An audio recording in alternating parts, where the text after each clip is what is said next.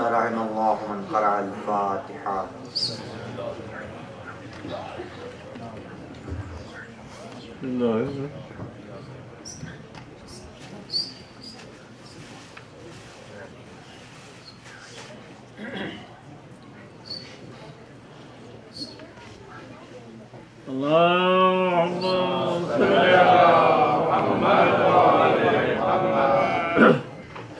اعوذ باللہ من الشیطان اللعین الرجیم. لا حول ولا قوة الا باللہ العلی العظیم. بسم اللہ الرحمن الرحیم. الحمد للہ رب العالمین بارئ الخلائق اجمعین، والصلاة والسلام علی اشرف الانبیاء والمرسلین، صاحب الحوض والکوثر والطاج والمغفر والخطبة والمنبر والوجه الانور والخد الاحمر والجبین الازہر والحسب الاطہر والنسب الاشہر، النبی الامی المکی المدنی القرشی الحاشمی التحی البتہی التہامی الحجازی العربی الرسول المسدد المصطفى الامجد المحمود الاحمد، مولانا مولا الكونين جد الحسن والحسين ابي القاسم محمد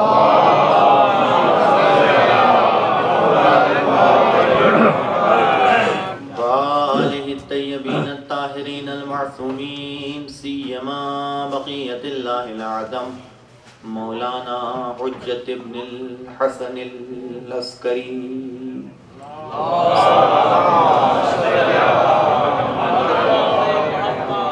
اما بعد فقد قال اللہ تعالی وتبارک فی قرآن المجید وفرقانہ الحمید: ان الذین فتنوا المؤمنین والمؤمنات ثم لم يتوبوا فلهم عذاب جہنم ولهم عذاب الحریق. ایک سلام پڑھ دیں.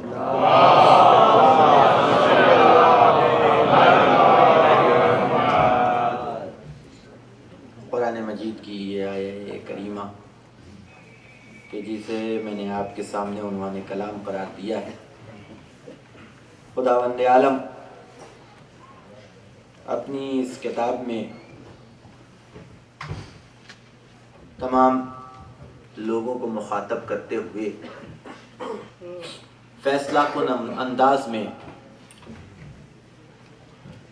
اور بغیر کسی رو رعایت اور بغیر کسی مروت کے متوجہ کر رہا ہے کہ ان الذین فتنوا المؤمنین والمؤمنات، وہ لوگ کہ جو مومنین اور مومنات کے درمیان میں فتنہ پروری کریں، اختلاف پیدا کریں، ثم لم یتوبوا، اور اس عمل کو انجام دینے کے بعد انہیں شرمندگی کا احساس بھی نہ ہو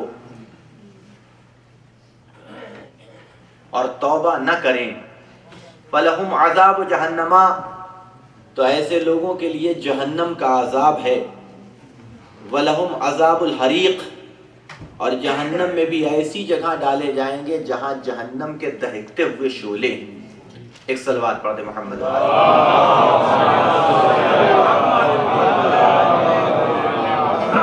قرآن مجید کی یہ آیت ہے کہ جہاں خداوند عالم تمام عالم انسانیت کو متوجہ کر رہا ہے اور ایک فیصلہ ہمارے حوالے کر رہا ہے کہ اس بات کو سمجھ لو، اس بات کو جان لو، اپنے گوش گزار کر لو اور اس طرف ہمیشہ متوجہ رہنا کہ ہر عمل بخشش کے لائق ہے، لیکن اگر یہ عمل انجام دیا اور تمہیں احساس نہ ہوا اور تم نے اس کا جبران نہ کیا تو یہ سمجھ لینا کہ تمہیں جہنم کی آگ سے کوئی شے بچا نہیں سکتی. وہ عمل کیا ہے؟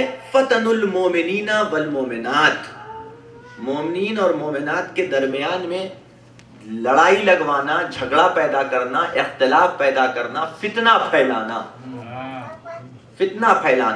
قرآن مجید کا ہے، قرآن مجید ہے، اور قرآن مجید کس لہجے میں گفتگو کر رہا ہے اس کا سمجھنا بڑا سخت کام ہے۔ دیکھیے یہ بات یاد رکھیے گا، نادرۃ الزمن مولانا ابن حسن ننوی صاحب قبلہ نے اس کے اوپر بہت تفصیلی گفتگو کی تھی، اسی سے استفادہ کرتے ہوئے صرف ایک بات کہوں گا، باقی باتیں میری اپنی ہیں اور اس کے حوالے سے بس اس سے استفادہ کیا ہے۔ ایک بحث ہے اور آج بھی بحث ہے، یہ بحث آج بھی ہے، اور انگلش لٹریچر کی بحث ہے، اگر آپ گوگل پہ سرچ کریں گے تو آپ کو مل جائے گا، وہاں پہ بھی تحریر معتبر ہے یا لہجہ معتبر ہے، یہ آپ کو گوگل پہ سرچ کریں گے آپ کو وہاں ملے گا کہ تحریر زیادہ اعتبار رکھتی ہے یا تقریر زیادہ اعتبار رکھتی ہے، کس چیز کا اعتبار زیادہ ہے۔ ہر چیز آپ ریٹن میں مانگتے ہیں، تحریری دیجئے، کوئی بڑا معاملہ ہوگا تو آپ ریٹن میں لیتے ہیں تحریری طور کے اوپر، غور فرما رہے ہیں آپ۔ لیکن یہ ایک بہت اہم بحث ہے ادبی دنیا کی، چاہے وہ فارسی ادب ہو، چاہے وہ عربی ادب ہو، چاہے وہ اردو ادب ہو، اور چاہے وہ انگلش ادب ہو، لٹریچر جسے آپ کہتے ہیں۔ ایک بڑی امپورٹنٹ بحث ہے کہ تقریر حجت ہے یا تحریر حجت ہے، کیا چیز حجت ہے، ایک اہم ترین بحث۔ اب جہاں آپ جانتے ہیں اختلاف ہوتا ہے تو دو گروہ بنتے ہیں، کچھ ان کا ساتھ دیتے ہیں، کچھ ان کا ساتھ دیتے ہیں، نظریات الگ الگ ہو جاتے ہیں۔ بعض کا کہنا یہ ہے کہ نہیں تحریر حجت ہے، بعض کا کہنا ہے کہ نہیں تقریر حجت ہے۔ اب جو ان کے آرگومنٹس ہیں اسے بیان کرنا مجھے وہ اس وقت بھی نہیں ہے، اور اگر میں بیان کرنے لگا تو مجلس کم ہو جائے رہ جائے گی، اور وہ ادب کا لیکچر زیادہ بن کے رہ جائے گا، اس موضوع میں مجھے گفتگو میں پڑھنا نہیں، بس اپنی مربوط اس آیت کی وضاحت کرنے کے حوالے سے گفتگو میں کرنا چاہتا ہوں تاکہ اپنی منزل تک اور اپنے مقام تک پہنچا جا سکے۔ تو ایک بحث ہے کہ تحریر حجت ہے یا تقریر حجت ہے، توجہ رکھیے گا۔ دیکھیے ایک سطر میں آپ کے حوالے سے لکھ کے بھیجوں آپ کے پاس، ایک جملہ لکھ دوں، آپ اس جملے کو پڑھنے کے بعد کسی سے وہ خط ملا، آپ نے اس جملے کو پڑھا، آپ یہ تو پتہ لگا سکتے ہیں میں کہنا کیا چاہ رہا ہوں، اس میں لکھا کیا ہے، اس میں سے ایک ایک لفظ کے معنی آپ کو معلوم ہے، لیکن اس کے پیچھے میری نیت کیا ہے یہ نہیں پتہ لگا سکتے آپ یہ نہیں پتہ لگا سکتے کہ اس کے پیچھے میری نیت کیا ہے، مقصد کیا ہے، میں کیا کہنا چاہتا ہوں۔ مثال دوں، میں نے ایک تحریر خط لکھا آپ کو اور ایک لائن لکھ دی، آپ نے کھانا کھا لیا۔ اب یہ جملہ بہت امپورٹنٹ اس لیے کہ اسی کے ارد گرد ساری دنیا ٹہل رہی ہے، لہذا میری مثال بھی اسی کے ارد گرد ہی ٹہلتی ہے۔ ایک صلوات پڑھ دیں محمد و آل محمد۔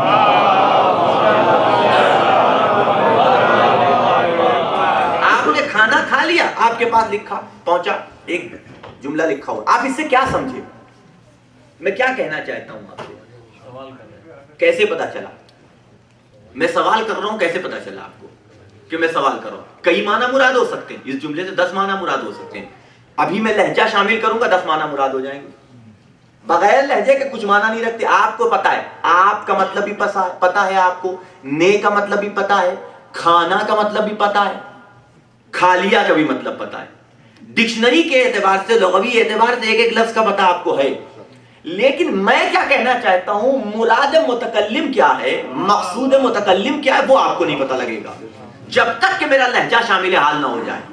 اس لیے کئی معنی مراد ہو سکتے ہیں۔ آپ نے کھانا کھا لیا، ایک معنی یہ کہ میں سوال کر رہا ہوں آپ سے کہ آپ نے کھانا کھا لیا، ایک معنی یہ مراد ہو سکتے ہیں، ایک معنی یہ مراد ہو سکتے ہیں میں سوال نہیں کر رہا ہوں بلکہ خبر دے رہا ہوں، آپ نے کھانا کھا لیا۔ توجہ فرما رہے ہیں ہم، جملہ ایک ہے، سینٹنس ایک ہے، سینٹنس چینج نہیں ہوا، جملہ ایک ہے، سینٹنس ایک ہے، لیکن دوسرا معنی ہوا، تیسرا مراد آپ نے کھانا کھا لیا۔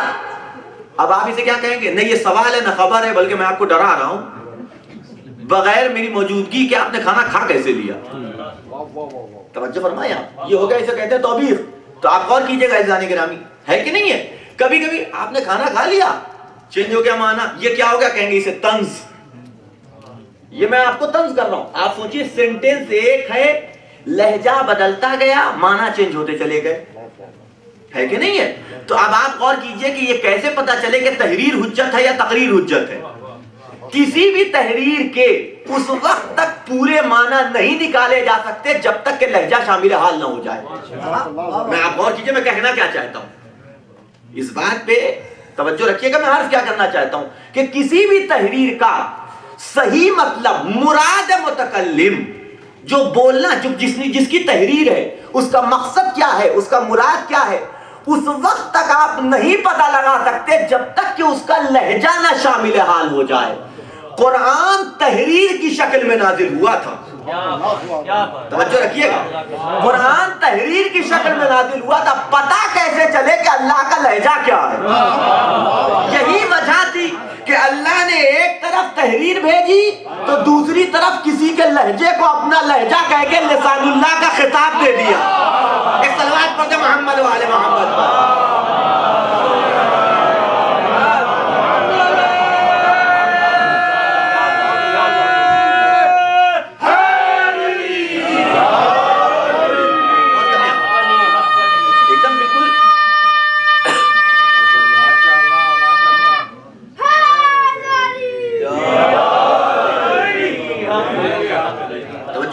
جیسے جیسے لہجہ بدلتا جاتا ہے، اب اس آیات میں زور کتنا ہے، کتنا زور پایا جاتا ہے، یہ کہاں سے پتا چلے؟ وہ تو تحریر ہے، تاکید کے ذریعے سے لکھا، سمجھ میں آتی ہے بات، تھوڑا بہت متوجہ ہو سکتا ہے انسان تحریر سے۔ میں یہ نہیں کہہ رہا ہوں کہ بالکل ہی بیکار ہے تحریر، نہیں، ہرگز اس کا مقصد نہیں ہے، لیکن اصل جو مقصد ہے اور جو کنڈیشن ہے سامنے والے کی مطالبہ کرنے کی، وہ کنڈیشن اس وقت تک نہیں پتا چلتی جب تک کہ لہجہ شامل حال نہ ہو جائے۔ آپ غور کیجئے، قرآن کی یہی ان الذین فتنوا المؤمنین والمؤمنات، وہ لوگ کہ جو مومنین اور مومنان کے درمیان میں فتنہ پھیلائیں، فلہم عذاب ثم لم یتوبوا، اور انہیں اس پہ شرمندگی بھی نہ ہو، فلہم عذاب جہنم، ان لوگوں کو بتا دو کہ ان کے لیے جہنم کا عذاب ہے۔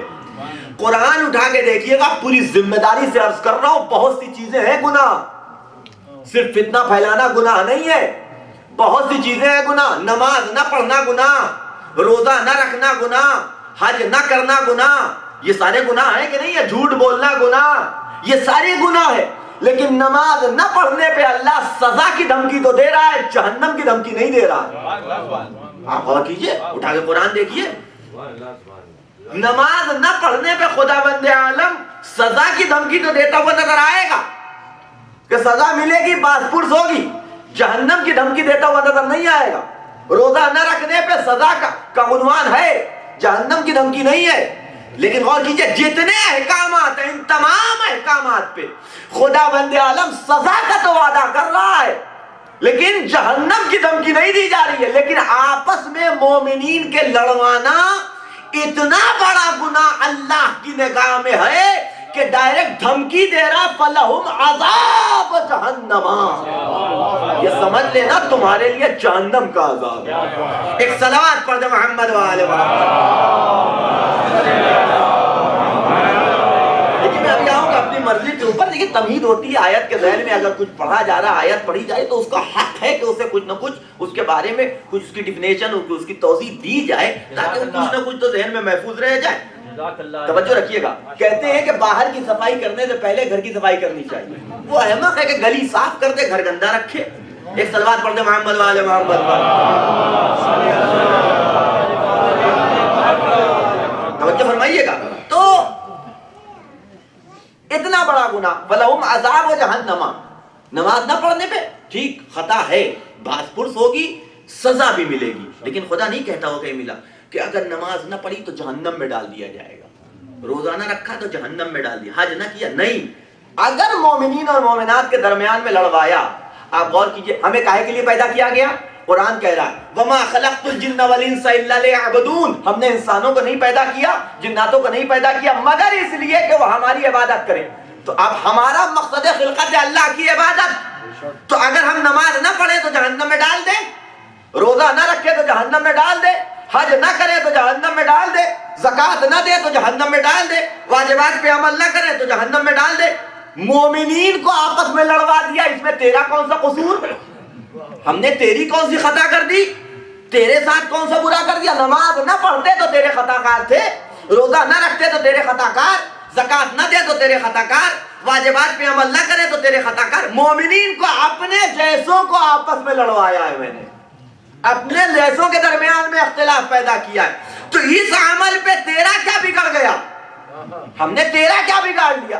تو اگر نماز وغیرہ نہ پڑھے تو جہنم میں ڈال دے، مومنین کو لڑوانے پہ جہنم؟ کہا ہاں، غور کرو، جو نماز نہیں پڑھے گا خود جائے گا، روزہ نہیں رکھے گا خود جائے گا، حج و زکات انجام نہیں دے گا تو خود جائے گا، لیکن جو مومنین کے درمیان میں لڑواتا ہے خود بھی جاتا ہے، کئی کو ساتھ میں لے کے جاتا ہے، اکیلے نہیں جاتا، جن کو لڑوا دیا وہ بھی تو گئے۔ اور کیجئے گا جانے کے نام، ایک صلوات پڑھتے محمد وعلی محمد،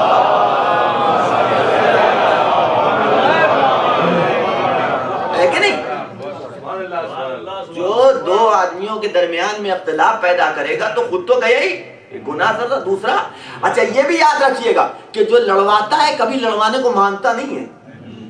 میں نے تو حق بات کہی تھی، ارے حق یہی بولنا تھا، اور بھی تو جگہیں حق بولنے کی ہے۔ میں نے اتنی سی بات کہی تھی، میں نے کہا تھا جا کے جھگڑا کر لو، میں نے کہا تھا لڑائی کر لو، میں نے اتنی سی بات کہی تھی، آپ نے شیرہ لگا دیا دیوار پہ۔ اب یہاں مکھی ہوتی ہے چائنا ہوتی ہے، ہمارے یہاں تو ہوتی ہے، شیرہ لگا دیا، میٹھی سی چیز کوئی چیز لگا دی، اس میں مکھی آگے بیٹھی بیٹھی کہ اس کو تو اپنے کھانا چاہیے، اس کو غذا چاہیے، اس کو شیرے کی شکل میں غذا مل گئی۔ دیواروں پہ ہمارے یہاں چھپکلیاں بھی ٹہلتی ہیں، شیرے کو اس کی غذا مل گئی، مکھی کو اس کی غذا مل گئی، تو چھپکلی کو بھی اپنی غذا چاہیے، اور اس نے حملہ کر دیا چھپکلی کے اوپر کیونکہ اس کو اس کی غذا چاہیے، مکھی پہ حملہ کر دیا چھپکلی نے، اب اس نے حملہ کیا۔ اور ہمارے یہاں بلائیے چائنا بلائیے، ہندوستان میں بلیاں تو پلی رہتی ہیں، ٹہلے ہی کرتی ہیں روڈ کے اوپر، اور چھپکلی جیسے چھپکلی کو اپنی غذا چاہیے، جیسے مکھی کو اپنی غذا چاہیے، ویسے بلی کو اپنی غذا چاہیے۔ بلی نے حملہ کر دیا چھپکلی کے اوپر، چھپکلی نے حملہ کیا مکھی کے اوپر، چھپکلی کو حملہ کیا بلی نے۔ کتے اور بلی کبھی نہیں بنی، بلی کے اوپر حملہ کر دیا کتے نے۔ اب غور کیجئے گا، کتے نے حملہ کیا بلی کے اوپر، کتے اور بلی کے مالک میں لڑائی ہو گئی، ایک مرڈر ہو گیا۔ آپ کہیے ہم نے کیا کیا؟ ہم نے تو شیرہ لگایا تھا۔ لڑوانے والے کا کام ہی یہی ہوتا ہے۔ ایک صلوات پڑھ دے محمد وعلی محمد۔ ہم نے کیا کیا؟ ہم نے تو خالی ہم نے کہا تھا کہ اس کے اوپر مکھی بیٹھے، ہم نے کہا تھا چھپکلی حملہ کرے، ہم نے کہا تھا بلی کودے اس پہ، ہم نے کہا تھا کہ یہ کتے اور بلی کی لڑائی ہو جائے، یہ مالک آپس میں لڑ جائے، مرڈر ہو جائے۔ ہم نے کچھ نہیں کیا، ہم نے تو خالی شیرہ لگایا تھا۔ توجہ فرما رہے ہیں آپ؟ تو لڑوانے والے کا کام یہی ہے۔ اچھا ایک بات اور یاد رکھیے گا، بس یہ آ گیا میں اپنی منزل پہ، کہ یہ لڑواتا کون ہے اور کیوں لڑواتا ہے؟ یقین مانیے اسی لیے حکم ہے کہ کبھی خالی نہ بیٹھو۔ آپ آزما لیجئے گا، جو لوگ خالی بیٹھتے ہیں اور بیکار ہوتے ہیں تو ان کا یہی کام ہوتا ہے۔ جن کو کوئی کام نہ ہو وہ یہی کام کرتے ہیں، لیکن جو بیچارہ مشغول ہو اس کے بعد فرصت ہی نہیں ہے یہ کام کرنے کی۔ اسی لیے شریعت نے نہایت مذموم جانا ہے بیکار بیٹھنے کو، کچھ نہ کچھ کرتے رہو تاکہ بہت سے گناہوں سے محفوظ رہ سکو۔ ایک صلوات پڑھ کے محمد وعلی محمد۔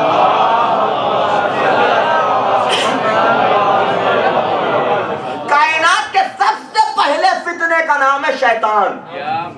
کائنات کے سب سے پہلے فتنے کا نام ہے شیطان، سب سے پہلا فتنہ۔ یہ فتنہ پیدا کیسے ہوا؟ اذ قال ربک للملائکۃ انی جاعل فی الارض خلیفہ، ادھر یہ اعلان ہوا ہے کہ میں زمین پر ایک خلیفہ، ایک نمائندہ بنانے والا ہوں، ادھر یہ اعلان ہوا۔ اور اس نے ایک مرتبہ داہنے بائیں دیکھا، ملائکہ کی بزم ہے، تنہا مخلوق ہوں کہ جو زمین کی ہونے کے باوجود ملائکہ کی بزم میں بیٹھا ہوا ہوں، خلیفہ بننا ہے زمین پہ تو کوئی ملک بن کے جانے سے رہا، اگر کوئی جائے گا تو میں بیجا امید۔ اسی کو کہا جاتا ہے انسان کو اپنی اوقات پہچانی چاہیے کہ ہماری حیثیت کیا ہے، کسی سے بھی بیجا امید نہیں لگانی چاہیے، اس لیے کہ جب بیجا امید لگا لیتا ہے اور امید ٹوٹتی ہے تو بڑی تکلیف ہوتی ہے، بہت تکلیف ہوتی ہے۔ وہ امید لگا کے بیٹھ گیا کہ میرے علاوہ اور کون خلیفہ بن سکتا ہے، داہنے بائیں کوئی کینڈیڈیٹ نظر نہیں آتا۔ اب یہ پہلا نااہل ہونے کے باوجود اس نے اپنے تمناؤں اور خواہشات کی زمین پہ خلافت کی تمنا کا بیج بویا، اور یہ دھیرے دھیرے پودا پنپنے لگا اور آگے بڑھنے لگا۔ رفتہ رفتہ یہ تناور درخت کی شکل اختیار کر گیا، اور ادھر قدرت نے آواز دی جاؤ ذرا زمین سے مٹی تو لے کے آنا، اور یہ حکم ہوا اور اس کا ماٹھا ٹھنکا۔ کہ لگتا ہے اب کچھ گڑبڑ ہونے والا ہے، اب یہ کوئی ہمارا مقابل، ہمارا مد مقابل آنے والا ہے اور کوئی نیا کینڈیڈیٹ پیدا ہونے والا ہے۔ اور فرمایا میں کیا عرض کر رہا ہوں، نتیجہ کیا ہوا؟ مٹی لائی گئی، سانا جانے لگا، پتلا تیار ہوا، اس کا شک یقین میں بدلنے لگا کہ اس کا مطلب یہ ہے کہ کوئی ہے مقابلے میں، لیکن ابھی ساری تمناؤں کو، سارے بغض و حسد کو دبائے ہوئے بیٹھا ہے، کچھ بول نہیں رہا ہے، سب کچھ دبائے ہوئے بیٹھا ہے، خاموش خاموش۔ لیکن ادھر خدا نے آواز دی، اذ قال ربک للملائکۃ اسجدوا لآدم فسجدوا الا ابلیس ابى واستكبر وكان من الكافرین۔ قدرت نے آواز دی کہ جب میں آدم کے پتلے میں روح پھونکوں تو تم سب کے سب سجدے میں گر جانا۔ سارے ملائکہ سجدے میں گر گئے سوائے ابلیس کے۔ اب اکڑ کے کھڑا ہو گیا، میرے معبود میں اس کا سجدہ نہیں کر سکتا، تو نے مجھے آگ سے بنایا، آدم کو مٹی سے بنایا ہے، میں افضل ہو کے مفضول کے سامنے کیسے جھک جاؤں؟ قدرت نے آواز دی، ایک سجدہ، اتنے سجدوں کے باوجود ایک سجدے کا انکار۔ قدرت نے آواز دی، وَكَانَ مِنَ الْكَافِرِينَ، نکل جا میری بارگاہ سے، یہ تو کافر ہے، یہ لقب ملا ہے، وَكَانَ مِنَ الْكَافِرِينَ۔ اب یہاں پہ تھوڑی دیر کے لیے رک جائیے، وَكَانَ مِنَ الْكَافِرِينَ، تین ترجمے اس کے کیے جا سکتے ہیں، تین ترجمے، تین زمانہ ہوتا ہے، ایک ماضی، ایک حال، ایک مستقبل، ایک پاسٹ اور ایک فیوچر اور ایک پریزنٹ۔ توجہ رکھیے گا، یہ تین زمانے ہوتے ہیں، ان تینوں زمانوں کا ترجمہ اس سے نکالا جا سکتا ہے۔ وَكَانَ مِنَ الْكَافِرِينَ، وہ کافر ہو گیا تھا نہیں، اس سجدہ نہ کرنے پہ کافر ہو گئے۔ ایک ترجمہ یہ، ایک ترجمہ یہ ہوگا کہ وہ کافر ہے، ایک تیسرا ترجمہ ہوگا کہ نہیں وہ کافر ہے نہیں، وہ کافر تھا۔ وَكَانَ مِنَ الْكَافِرِينَ، وہ کافر تھا۔ اگر یہ ترجمہ مل جائے اور یہ مان لیا جائے ترجمہ، تو میرے ایک سوال کا جواب دیجئے گا کہ شیطان نے اس سجدے کے انکار سے پہلے کون سی خطا کی تھی کہ قدرت کہہ رہی یہ پرانا کافر تھا؟ وَكَانَ مِنَ الْكَافِرِينَ، یہ قدرت کیوں کہہ رہی ہے؟ بھئی اس سجدے کے انکار سے پہلے کوئی ایک خطا شیطان کی آپ مجھے دکھائیے کہ شیطان نے اس سے پہلے کوئی خطا کی ہو کہ جس کی بنیاد پہ قدرت کہہ رہی ہے وَكَانَ مِنَ الْكَافِرِينَ، یہ کافر تھا۔ آپ غور کریں، کوئی ایک خطا ہونی چاہیے نا، بھئی یہ پہلی خطا ہے، اس سے پہلے تو سجدے کر رہا تھا، رکوع و قیام و قعود انجام دے رہا تھا، اس سے پہلے کوئی خطا آپ نہیں دکھا سکتے۔ پھر یہ قدرت کیوں کہہ رہی ہے کہ یہ کافر تھا، پرانا کافر تھا؟ عزیزان گرامی، کوئی خطا بھی اس انکار سجدہ سے پہلے شیطان کے دامن پہ آپ نہیں دکھا سکتے، سوائے کہ نااہل ہونے کے باوجود اس نے اپنے دل میں تمنا خلافت پال رکھی تھی۔ اس کے علاوہ کوئی اور خطا نہیں دکھا سکتے عملی طور پہ، صرف ایک خطا کہ نااہل ہونے کے باوجود اس نے اپنے دل میں تمنا خلافت پال رکھی تھی۔ سوچئے اگر کسی کے دل میں نااہل ہونے کے بعد تمنا خلافت آ جائے تو وہ کافر ہو جائے۔ اب اگر کوئی ایسا ہو کہ جو خلافت کو ختم کر کے بیٹھ جائے، ایک صلوات پڑھتے محمد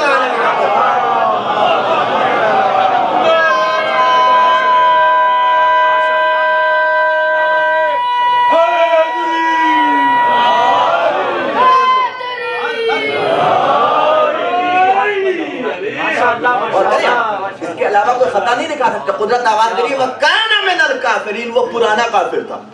اگر یہ لغوی ترجمہ مان لیا جائے اس کا، کانا کا، کہ ماضی پہ بھی دلالت کرتا ہے، حال پہ بھی دلالت کرتا ہے، مستقبل پہ بھی، اب والے ناقصہ لے لیجئے تو پریزنٹ کو بتائے گا وَكَانَ مِنَ الْكَافِرِينَ، وہ کافر ہے۔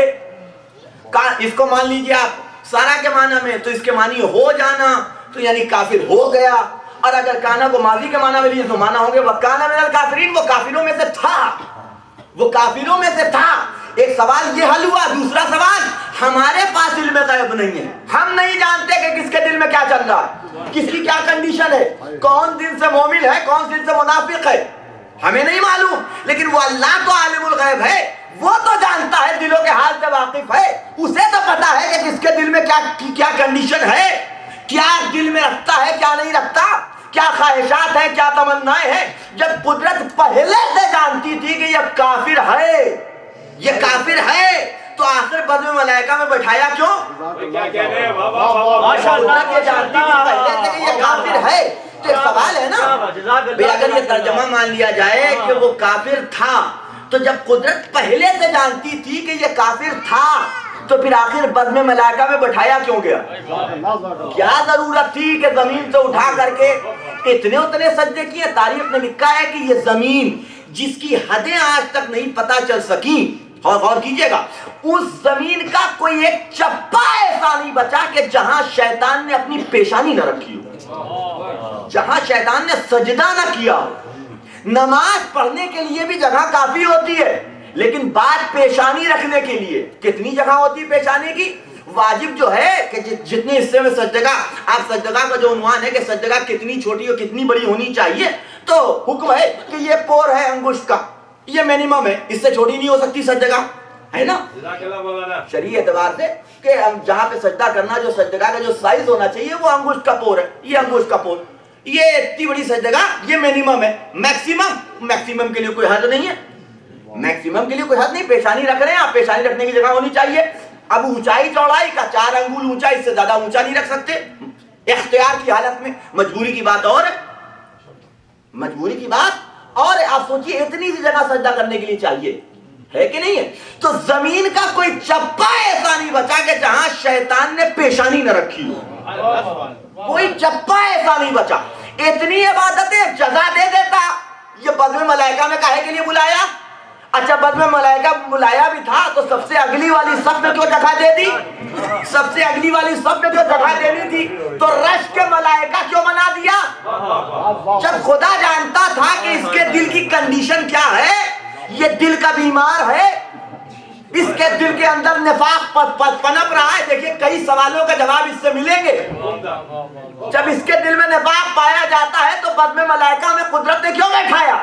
دیکھیں شریعت کا حکم ہے، شریعت کا حکم ہے کہ نجاست کو اس وقت تک دور کرنا واجب نہیں ہے جب تک کہ وہ ظاہر نہ ہو جائے۔ نجاست کو اس وقت تک دور کرنا واجب نہیں ہے جب تک کہ وہ ظاہر نہ ہو جائے۔ خون پاک ہے یا نجس؟ خون پاک ہے یا نجس؟ نجس ہے، آپ کے رگ میں دوڑ رہا ہے، آپ کے بدن کے اندر خون دوڑ رہا ہے کہ نہیں ہے؟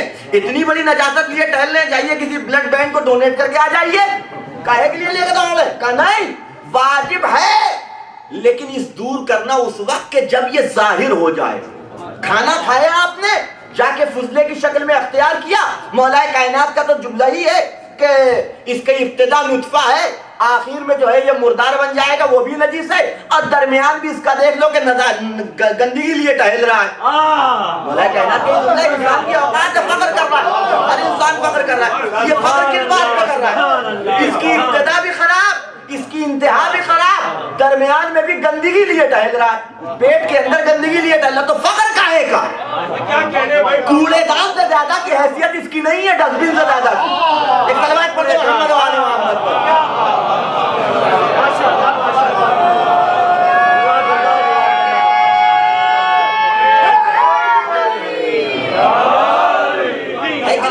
تو یہ نجاست آپ پیٹ میں لیے ٹہل رہے ہیں، دور کرنا واجب ہے؟ شریعت کہتی ہے نہیں، دور کرنا واجب نہیں ہے، دور کرنا اس وقت واجب ہوگا جب یہ ظاہر ہو جائے۔ تو نجاست کو دور کرنا اس وقت واجب ہے جب تک کہ وہ ظاہر نہ ہو جائے۔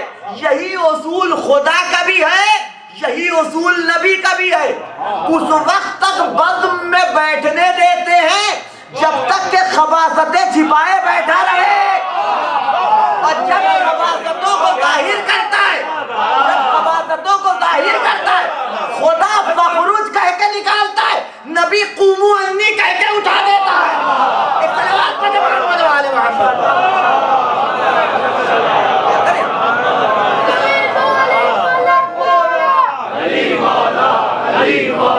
زمین بولی فلک بولا، علی مولا، علی مولا، زبان کے ساتھ دل بولا، علی مولا۔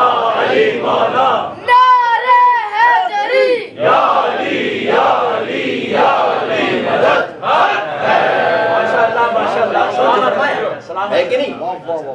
اس وقت تک کہ جب تک دونوں برابر کے جملے ہیں، اگر جملے دیکھیے گا دونوں برابر کے جملے ہیں، دونوں برابر کے، وہاں کہا گیا فخرج، یہاں کہا گیا قوموا انی، برابر کا ہے، لفظ الگ الگ ہے، معنی ایک ہے، مفہوم ایک نکلے گا، نکلو اٹھو، نکلو اٹھو۔ ہمارے ایک جاننے والے ہیں، اس کا ترجمہ بڑا اچھا کرتے ہیں، وہ یہ نہیں کہتے کہ انگریزی میں کہ اس کا ٹرانسلیشن کیا جائے نکلو اٹھو دونوں کا ترجمہ تو یہ نہیں ہوگا گیٹ آؤٹ، نہیں گیٹ لاسٹ، بات تو آ سکتا ہے،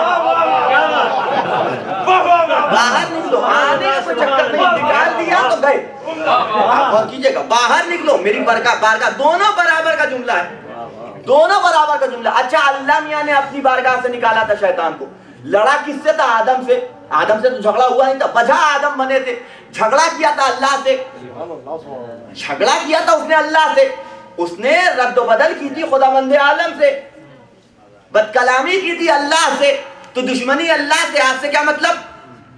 آپ سے کیا مطلب؟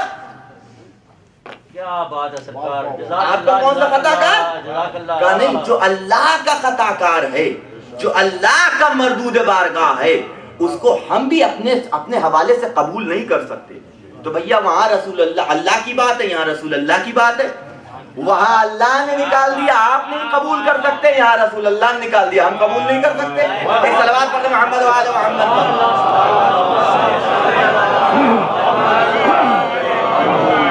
فرما رہے ہیں تو یہ ہے، میں اپنی مرضی کی طرف واپس موضوع کی طرف واپس ہوتا ہوں، تو خداوند عالم آواز دے رہا، آپ غور کیجئے گا، شیطان اتنی عبادتیں کرنے والا، اتنا نماز و روزہ کرنے والا، اتنی عبادتوں کو انجام دینے والا، لیکن شیطان بن گیا صرف اور صرف ایک وجہ سے، فتنے کی بنیاد پہ، رجیم بن گیا فتنے کی بنیاد پہ، اللہ کی بارگاہ سے نکال دیا گیا۔ دو چیزیں ہیں کہ جو انسان کو کبھی انسان نہیں رہنے دیتی بلکہ جہنم کا کنڈا بنا کے رکھ دیتی ہیں، ان دو چیزوں کا کنٹرول کرنا بہت ضروری ہے۔ ایک شے کا نام ہے بغض و حسد، بغض و حسد، دوسری شے ہے کہ جو انسان کو کہیں کا نہیں رہنے دیتی، اسے کہا جاتا ہے تکبر، تکبر، خود پسندی، بڑائی جسے کہا جاتا ہے۔ یہ دو چیزیں ہیں کہ جو انسان کی دنیا کو بھی خراب کر دیتی ہیں، عاقبت کو بھی خراب کر دیتی ہیں۔ ایک شے ہے کہ جسے بغض و حسد کہا جاتا ہے، ایک شے ہے تکبر۔ اللہ ان دونوں کی سزا صرف آخرت میں نہیں دیتا، دنیا میں بھی ذلیل کرتا ہے، آخرت میں بھی ذلیل کرتا ہے، بخشتا نہیں ہے خدا۔ ان دونوں رذیل صفتیں جس کے اندر آ جائیں، اللہ اسے کہیں کا نہیں ایسے پٹکتا ہے کہ پانی بھی نہ مانگے اگر تکبر ذہن میں آ گیا۔ شیطان ان دونوں چیزوں کا شکار ہو گیا، ابا واستکبرا، آدم کا سجدہ اس لیے نہیں کیا کیونکہ یہ تکبر کا شکار ہو گیا، اس نے آدم کے سجدے سے انکار کیونکہ تکبر، متکبرانہ انداز میں کہ مجھے آگ سے بنایا، اسے مٹی سے بنایا۔ آپ غور کیجئے گا عزیزان کرام، یہ دیکھ رہا ہے کہ بنے کہاں سے، کوالٹیز بھول گیا کہ کن کوالٹی کے ساتھ تجھے پیدا کیا گیا، کن کوالٹی کے ساتھ اسے پیدا کیا گیا، ہے کہ نہیں ہے؟ آپ دیکھیے بغض حسد ہو چاہے تکبر ہو، تکبر کو تو جانے دیئے، میں بھی اس کے پر انشاءاللہ پھر کبھی موقع ملے گفتگو کروں گا، بات طویل ہو جائے گی، مجھے اپنی منزل پہ آنا۔ حسد یہ نہ سمجھیے گا کہ یہ بغض حسد کوئی ایسی شے ہے کہ جو باہر سے آ جاتی ہے جسے نکالا جاتا ہے، نہیں، بائی نیچر انسان کے اندر ہوتی ہے، بائی نیچر انسان کے اندر، ایسا نہیں ہے کہ یہ باہر سے آتی ہے۔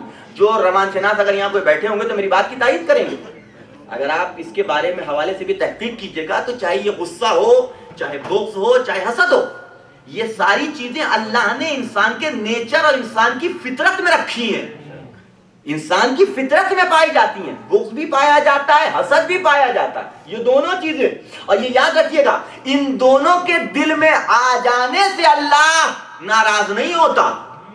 اگر دل میں کسی کے حوالے سے حسد پیدا ہو جائے تو یہ برا نہیں ہے بلکہ حسد کا اظہار ہے، حسد کا آ جانا عیب نہیں ہے بلکہ حسد کا اظہار ہے۔ اللہ نے بائی نیچر جس طریقے سے جذبہ محبت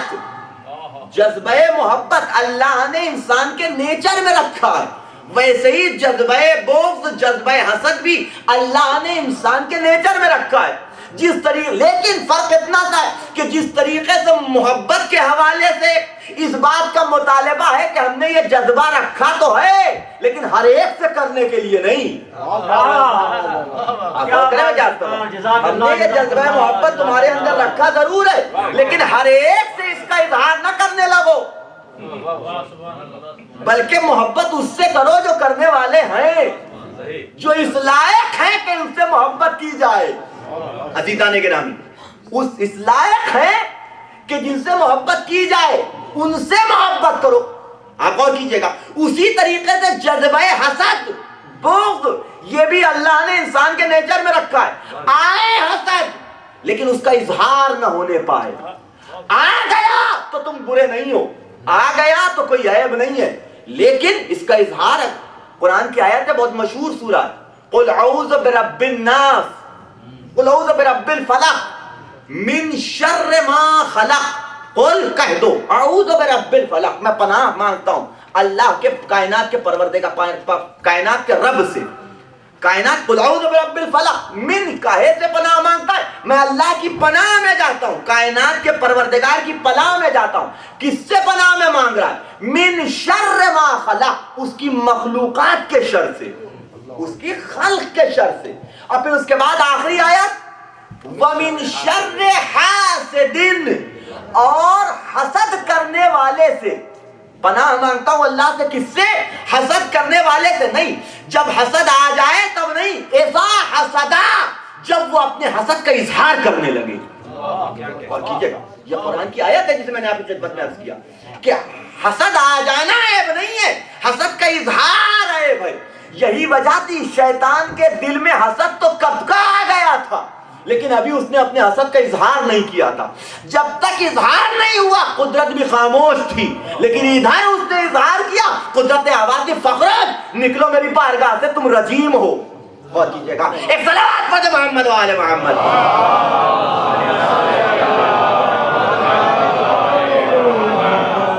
توجہ فرما رہے ہیں؟ تو اظہار حسد یہ عیب ہے، حسد کا آ جانا عیب نہیں ہے۔ حسد کا آ جانا کس لیے کہ اللہ کو اس سے بھی کام ہے، اس لیے کہ اگر کچھ ایسے ہیں کہ جن سے اللہ کو محبت کروانی ہے تو کچھ ایسے بھی ہیں کہ جن کا بغض بھی دل میں آنا چاہیے۔ اور کریں آپ، یہ دونوں جذبے سے اللہ کو کام ہے، دونوں جذبے سے اللہ کو کام ہے۔ محبت تم ان سے کرو جو تمہارے اپنے ہیں، محبت ان سے کرو کہ جو تمہیں فائدہ پہنچانے والے، بغض ان کے لیے ہے کہ جو تمہیں نقصان پہنچا سکتے ہیں، دنیاوی نقصان نہیں، آخرت کا نقصان۔ اس دنیاوی نقصان سے کوئی تمہارا کچھ نہیں بگڑنے والا، لیکن جو تمہیں نقصان پہنچائے گا وہ ہے آخرت کا نقصان۔ اور ایسے ہی اہل بیت کی بات، تو اہل بیت کے حوالے سے اللہ نے محبت کا سوال ہی نہیں کیا ہے، بلکہ اہل بیت کے حوالے سے محبت کا سوال نہیں ہے بلکہ مودت کا سوال ہے۔ اہل بیت کے حوالے سے اللہ نے محبت کا سوال نہیں کیا بلکہ مودت کا سوال کیا۔ ان دونوں میں بڑا فرق ہے، اس لیے کہ محبت ہوتی ہے کسی سے بھی ہو سکتی ہے اور بلا وجہ ہو سکتی ہے۔ جذبہ محبت آ جائے تو بس اظہار محبت ہونا چاہیے، یہ نہیں دیکھا جاتا کہ عیب رکھتا ہے کہ ہنر رکھتا ہے، کمال رکھتا ہے کہ کمال نہیں رکھتا ہے، اچھا ہے کہ برا ہے، کوئی بحث نہیں۔ لیکن مودت آتی نہیں ہے بلکہ مودت کی جاتی ہے، وہ بھی کمال کو دیکھ کے، ہنر کو دیکھ کے۔ یہ جو فروق اللغات میں فرق بیان کیا گیا محبت اور مودت کا، یہی فرق بیان کیا گیا کہ محبت ایک ایسا جذبہ ہے جو آ جاتا ہے دل کے اندر، یہ نہیں دیکھتا کہ سامنے والا کمال رکھتا ہے کہ نہیں رکھتا ہے، سامنے والا ہنر رکھتا ہے کہ نہیں رکھتا ہے، سامنے والے کے اندر کوالٹی ہے کہ نہیں، بس ہماری آنکھوں کو بھا گیا وہ اتنا کافی ہے۔ لیکن مودت اس شے کا نام ہے کہ جو کمال کو دیکھ کے ہوتی ہے، ہنر کو دیکھ کے ہوتی ہے۔ اسی لیے اہل بیت کے حوالے سے مطالبہ مودت کا ہے، محبت کا نہیں ہے۔ کوالٹی دیکھ کے مانو، کمال دیکھ کے مانو، جیسے مجھے مانتے ہو ویسے اہل بیت کو مانو۔ اور کریں آپ توجہ رکھیے گا میں کیا کر رہا ہوں، جیسے مجھے مانتے ہو ویسے اہل بیت کو مانو۔ کیسے تجھے مانتے کہ مجھے بھی ماننا ہے تو پرکھ کے مانو، بغیر پرکھے نہ ماننا۔ نہیں آپ غور کریں میں کیا کر رہا ہوں، اگر مجھے بھی ماننا، اللہ اپنے کو بھی منواتا ہے تو پرکھ کے منواتا ہے، جانچ کے مانو۔ پہلے یہ دیکھو کہ میں لائق عبادت ہوں کہ نہیں، اور اگر لائق عبادت سمجھ میں میں آؤں تو میرے سامنے اپنے سر کو جھکاؤ. مجھے با معرفت سجدہ چاہیے, بے معرفت سجدہ نہیں چاہیے. ہے کہ نہیں ہے؟ یہ مطالبہ ہے اللہ کا کہ اگر مجھے بھی ماننا ہے اور اگر مجھے بھی تسلیم کرنا ہے, میرے سامنے بھی سر جھکانا ہے, تو پہلے پرکھ لو کہ میں لائق عبادت ہوں کہ نہیں. اگر لائق عبادت سمجھ میں آؤں تو مجھے خدا مانو, اگر لائق عبادت سمجھ میں آؤں تو میرے سامنے اپنا سر تسلیم خم کرو. لیکن اگر نہ سمجھ میں آؤں تو ہمیں تم سے کوئی سروکار نہیں, ہمیں تم سے کسی عنوان کا کوئی بھی گلہ اور شکوہ نہیں ہے کہ تم نے کیوں نہیں میری عبادت کی. اگر تمہیں نہ سمجھ میں آؤں, توجہ رکھیے گا میں کیا عرض کر رہا ہوں. اور ویسا ہی مطالبہ اہل بیت کے حوالے سے بھی ہے. آپ غور کریں, اہل بیت کے حوالے سے اگر انہیں بھی ماننا ہے تو پرکھ کے مانو. دیکھو کہ یہ مودت کے لائق ہیں کہ نہیں ہیں, دیکھو یہ الفت کے لائق ہیں کہ نہیں ہیں. اگر سمجھ میں آئے تو کرو. ایک صلوات پڑھ دے محمد وآل محمد.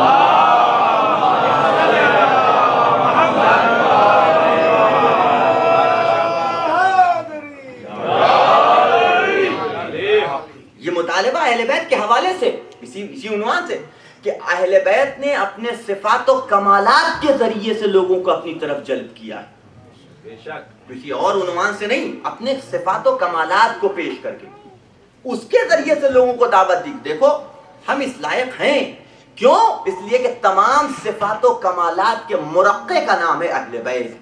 تمہیں ہر صفت, ہر فضیلت ہمارے در پہ سجدہ کرتی ہوئی نظر آ جائے گی. کون ایسی فضیلت ہے کہ جو ہمارے در پہ سجدہ ریز نہیں ہے؟ علم دیکھنا چاہو تو ہمارے دروازے پہ آؤ, شجاعت دیکھنا چاہو تو ہمارے دروازے پہ آؤ. کون ایسی صفت اور کون ایسا کمال. اور آپ غور کیجئے گا کہ مولا, ایک صلوات پڑھ دے محمد والے محمد.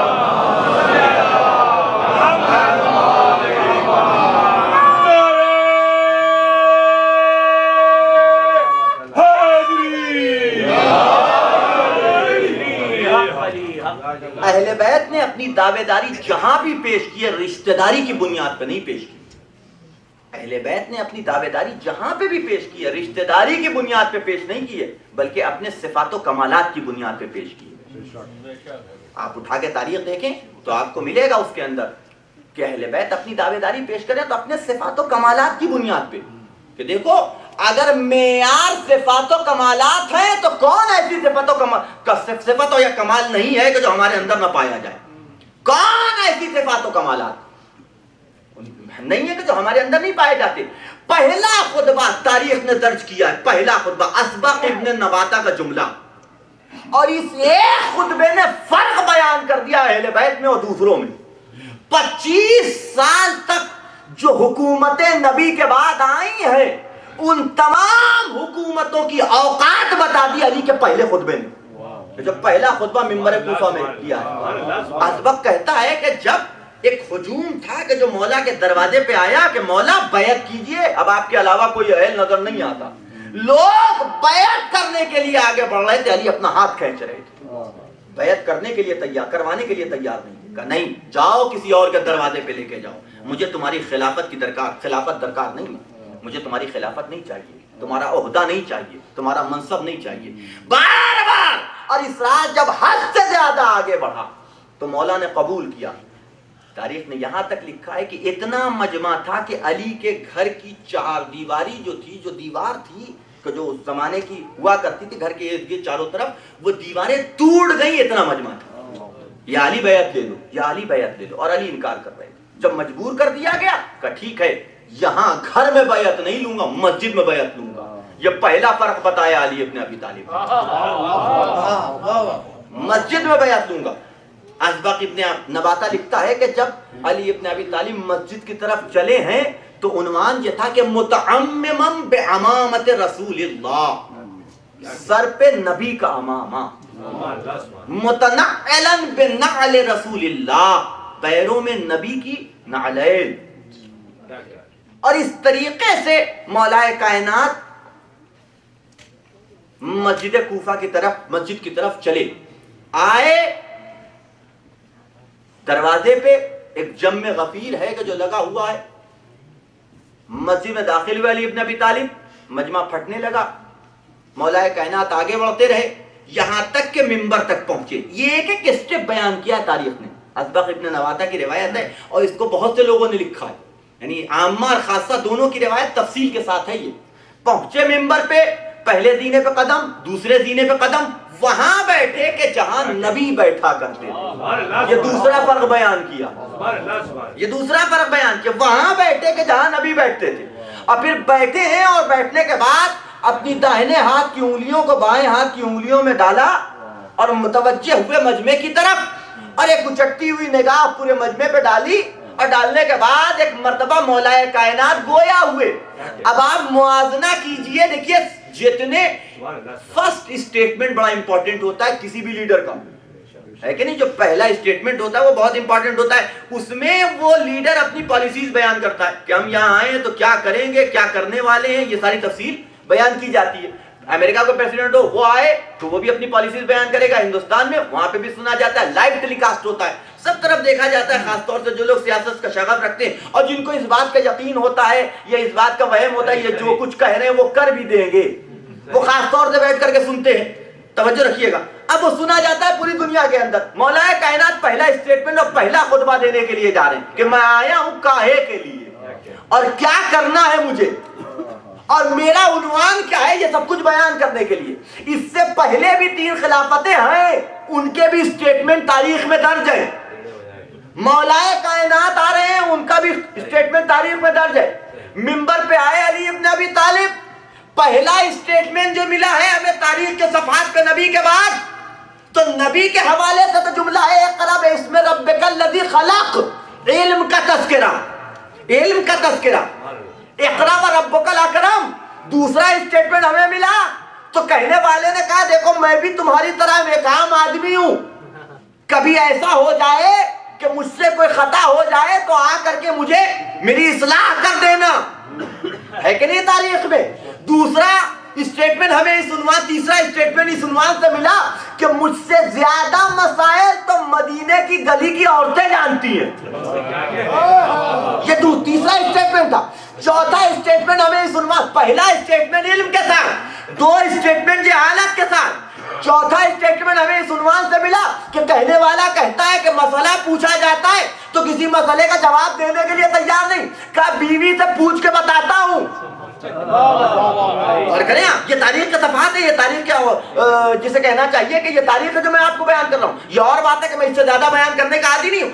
آپ علی ابن ابی طالب منبر پہ آ رہے, دونوں ہاتھوں کی انگلیوں کو, ایک ہاتھ کی انگلیوں کو دوسری ہاتھ میں ڈالا, دوسرے ہاتھ کی انگلیوں میں ڈالا, مخاطب ہوئے مجمع سے, اور پہلا جملہ جو علی کی زبان سے نکلا, اللہ کی مدح و ثنا کے بعد تم میں سے کون ایسا ہے کہ جو مجھ سے بہتر جانتا ہے کہ قرآن کی کون سی آیت محکم ہے, کون سی آیت متشابہ ہے.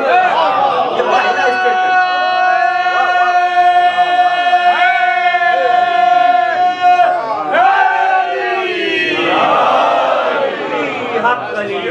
یہ پہلا جملہ ہے مولا کائنات کا منبر پہ آنے کے بعد, اللہ کی حمد و ثنا کے بعد, کہ تم میں سے کون ایسا ہے کہ جو مجھ سے بہتر جانتا ہے کہ کون سی قرآن کی آیت محکم ہے, کون سی متشابہ ہے, کون سی حضر میں نازل ہوئی, کون سی سفر میں نازل ہوئی, کون سی گھر میں نازل ہوئی, کون سی مسجد میں نازل ہوئی, کس آیت کے کیا معنی ہے, کیا مفہوم ہے, کیا شان نزول ہے, کون ہے.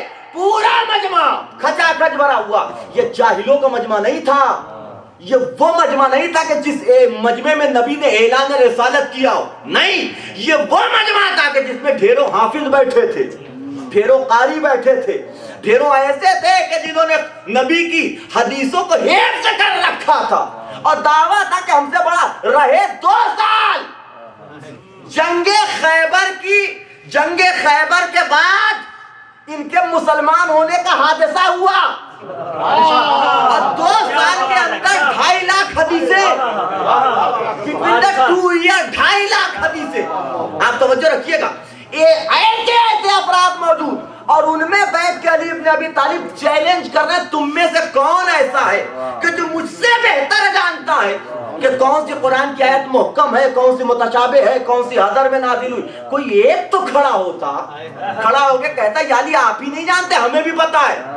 کوئی ایک سب کا سکوت بتا رہا تھا کہ علی جانتے ہیں ہم کچھ نہیں جانتے، جو جانتے ہیں وہ علی جانتے ہیں. یہ سب کا سکوت بتا رہا تھا. اور پھر بات یہیں تک قرآن کی حد تک محدود رہ جاتی تو بھی کوئی مسئلہ نہیں تھا. بات علی ابن ابی طالب نے اور آگے بڑھائی. لو سنعت لی وسادا لحکمت بین الناس لحکمت بین اہل التوراۃ بتوراتہم وقالت التوراۃ صدق علی وبین اہل الانجیل بانجیلہم وقالت الانجیل صدق علی وبین اہل الزبور بزبورہم وقالت الزبور صدق علی وبین اہل القرآن بقرآنہم وقال القرآن صدق علی. لو سنعت لی وسادا، اگر میرے لیے مسند قضاوت بچھا دیا جائے، میرے لیے مسند قضاوت بچھا دیا جائے، لحکمت بین الناس، تاکہ میں لوگوں کے قضیے کو حل کر سکوں، ان کے مسائل کا جواب دے سکوں. لحکمت بین اہل التوراۃ بتوراتہم، تو اہل تورات کے درمیان میں توریت سے جواب دینے کو تیار ہوں. بین اہل الانجیل بانجیلہم، اور اہل انجیل کے درمیان میں انجیل سے جواب دینے کو تیار ہوں.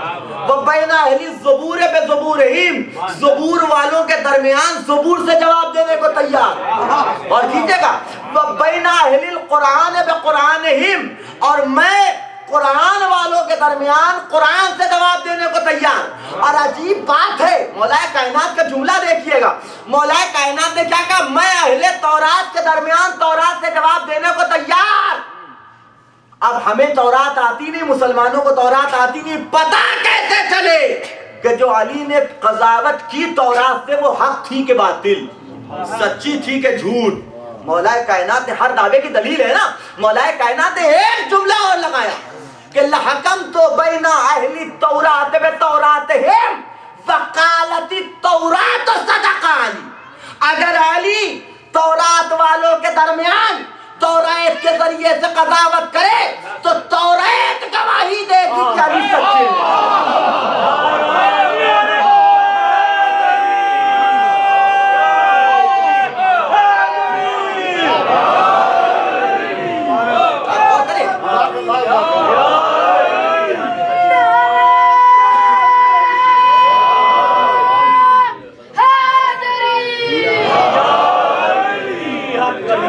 چمن کلی کلی علی علی علی علی، چمن چمن کلی کلی علی علی علی علی، نگر نگر گلی گلی علی علی علی علی، یا علی یا علی یا علی مدد حق ہے.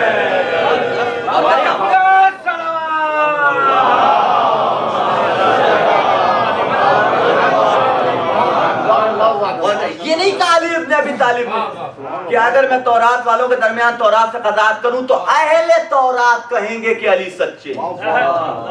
آپ مولا کے کلام کی فصاحت تو غور فرمائیں. یہ نہیں کہا کہ اگر میں انجیل والوں کے درمیان میں قضاوت کروں تو اہل انجیل کہیں گے کہ علی سچے. اگر میں زبور والوں کے درمیان میں قضاوت کروں تو اہل زبور کہیں گے کہ علی سچے. اگر میں اہل قرآن والوں کے درمیان میں قرآن سے قضاوت کروں تو اہل قرآن کہیں گے قرآن والے نہیں. توریت کہے گی کہ علی سچے، زبور کہے گی کہ علی سچے، قرآن کہے گا کہ علی سچے. کیوں؟ اس لیے کہ علی معصوم ہے، اور معصوم کو غیر معصوم گواہی نہیں چاہیے، معصوم گواہی چاہیے. ایک صلوات پڑھیں محمد و آل محمد.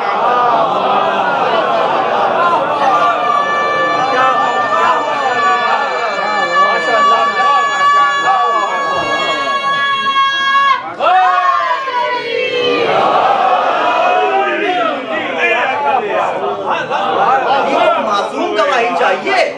نبی کے گواہ کون؟ قل کفا باللہ شہیدا بینی و بینکم ومن عندہ علم الکتاب. گواہ کون؟ اللہ گواہ. آپ کیوں گھبراتے ہیں یہ لوگ اگر آپ کی گواہی نہیں دیتے؟ آپ کیوں قل کفا باللہ شہیدا و بینی و بینکم. اے حبیب آپ کیوں گھبرا رہے ہیں؟ اللہ گواہ ہے اور صاحب علم کتاب گواہ. ان کی موجودگی میں آپ کو کسی اور کی گواہی کی ضرورت کیا؟ توجہ رکھیے گا. وہاں جو معصوم گواہ تو یہاں بھی علی کے گواہ معصوم کتابیں بنیں گی. اور پھر اس کے بعد مولا کائنات نے وہ تاریخی جملہ، پہلا خطبہ، اور اس میں اتنا بڑا چیلنج، اتنا بڑا چیلنج، سلونی سلونی قبل ان تفقدونی، پوچھو جو پوچھنا چاہتے ہو پوچھو، جو پوچھنا چاہتے ہو پوچھو، میں زمین کے راستوں سے زیادہ آسمان کے راستوں سے واقف ہوں۔ یہ پہلا اسٹیٹمنٹ ہے علی ابن ابی طالب کا۔ مولا کائنات نے جیسے ہی یہ جملہ کہا، میں نے عرض کیا، کل بھی عرض کیا تھا، اور یہ بات بالکل واضح سی ہے کہ ہر دعوے کو دلیل چاہیے ہوتی ہے، ہر دعوے کو دلیل چاہیے ہوتی ہے۔ جیسے ہی مولا کی زبان سے یہ جملہ نکلا، ویسے ہی ایک شخص کھڑا ہوا اور مولا کائنات سے بڑا عجیب سوال کیا، مولا ذرا یہ تو بتائیے گا کہ جبریل کہاں ہے؟ جبریل کہاں ہے؟ یہ پہلا سوال ہے کہ جو تاریخ کے صفحات پہ مولا کائنات کے سلونی کے دعوے کے بعد نظر آتا ہے۔ مولا یہ بتائیے جبریل کہاں ہے؟ داہنے نگاہ کی، بائیں نگاہ کی، آگے نگاہ کی، پیچھے نگاہ کی، پھر آواز دی انت جبریل، تو ہی جبریل ہے۔ آپ غور کریں، جیسے ہی کہا مولا یہ کیا کہ میں نے داہنے دیکھا تو جہاں تک داہنے ہے وہاں تک علی کو تو نظر نہیں آیا، بائیں دیکھا تو جہاں تک بائیں ہے، یہ جو ہے نا، وہاں تک علی کو تو نظر نہیں آیا، سامنے دیکھا تو علی کو نظر نہیں آیا، بائیں پیچھے دیکھا علی کو تو نظر نہیں آیا، اس کا مطلب تو ہی جبریل ہے۔ تاریخ نے لکھا کہ وہ شخص وہیں سے اڑا، اگر دروازے سے ہو کے جاتا تو کہہ سکتے تھے کسی کو پکڑ کے لے آئے تھے، کہہ سکتے تھے وہ شخص وہیں سے اڑا۔ مسجد کی چھت شق ہوئی، وہ یہ کہتا ہوا اڑا کہ صدق علی ابن ابی طالب، یہ کہتا ہوا اڑا۔ ایک صلوات پڑھتے محمد وعلیہ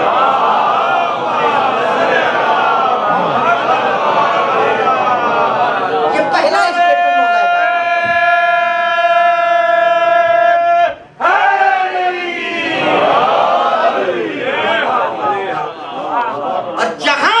دعویٰ پیش کیا ہے، علم کی بنیاد پہ پیش کیا اور کردار کی بنیاد پہ پیش کیا۔ بس میری گفتگو ختم ہو گئی۔ علم کی بنیاد پہ دعویٰ پیش کیا یا کردار کی بنیاد کے اوپر دعویٰ پیش کیا، اور یہی وتیرہ سارے اہل بیت کا رہا کہ انہوں نے اپنے دعوے کو کبھی بھی خاندان کی بنیاد پہ پیش کرنے کی کوشش نہیں کی، بلکہ جب بھی اپنا دعویٰ پیش کیا ہے اپنی ذاتی صلاحیتوں کی بنیاد پہ، اپنے صفات و کمالات کی بنیاد پہ، کہ ہم اس کے اہل ہیں، ہم اس کے مستحق ہیں، ہمارے اندر یہ صفات و کمالات پائے جاتے ہیں۔ ہمارے اور آپ کے چوتھے امام امام زین العابدین علیہ الصلوۃ والسلام،